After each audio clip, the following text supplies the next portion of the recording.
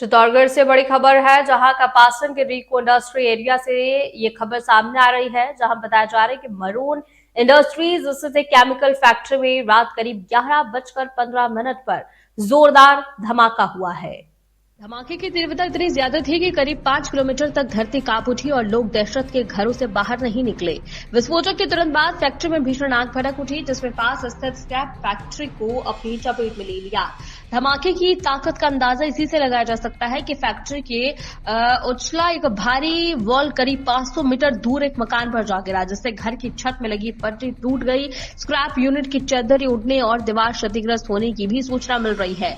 सूचना मिलते ही fire brigade की कई दमकल मौके पर पहुंचे और करीब 2 घंटे की कड़ी मशक्कत के बाद आग पर काबू पा लिया गया।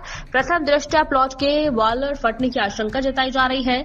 जिला कलेक्टर आलोक रंजन, पुलिस अधीक्षक मनीष त्रिपाठी और कपासन विधायक अर्जुन लाल जीनगर ने मौके पर पहुंचकर हालात का जायजा लिया। फिलहाल क्षेत्र को सुरक्षित कर नुकसान के आकलन की प्रक्रिया जारी। कपासन में जो रीको इंडस्ट्रियल एरिया है, इसमें एक इंडस्ट्री है, केमिकल के कुछ इंटरमीडिएटरी चीजें बनाती है। उसमें सूचना मिली थी। सबसे पहले मेरे को एमएलए साहब पे फोन आया था कि यहाँ कुछ इंसिडेंट हुआ है, कुछ ब्लास्ट सुना गया है।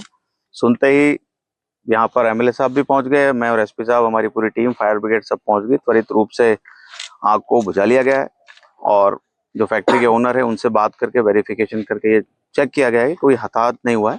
आसपास जो ब्लास्ट जो हुआ है, उस ब्लास्ट से जो चीजें यहाँ बिखरी हैं या पास में कुछ इंडस्ट्री है, उनमें कोई नुकसान नहीं हुआ है, उसका हम जायजा ले रहे हैं। लेकिन अभी तक प्राथमिक रिपोर्ट से कोई हताहत नहीं हुआ है और आग पे काबू पा लिया गया। स्थिति पूरी तरह से नियंत्रण में है। धन्यवाद।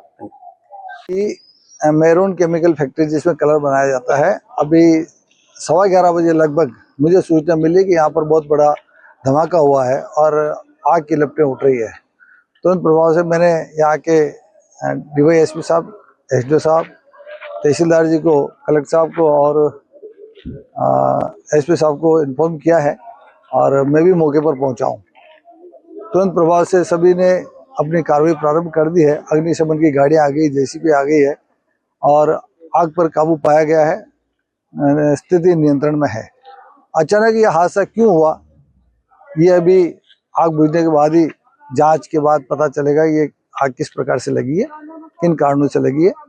और इसमें काफी लंबे समय से कलर का काम चल रहा है। कोई जनहानि वगैरह की सूचना? शायद ईश्वर करे जनहानि नहीं हो, हम तो यही मान के चलते हैं। अभी तो आग बुझ जाए और कोई जनहानि नहीं हो, यही हम मान के चल रहे हैं। फैक्ट्री संचालक द्वारा ये लापरवाही, फैक्ट्री संचालक द्वारा लापरवाही क्या है, अब इसमें किस प्रकार का केमिकल है, क्या है और इसमें क्या क्या सेफ्टी के व्यू होने चाहिए, ये एक जांच का विषय होगा। उसके बाद ही सारी जानकारी हमको मिलेगी।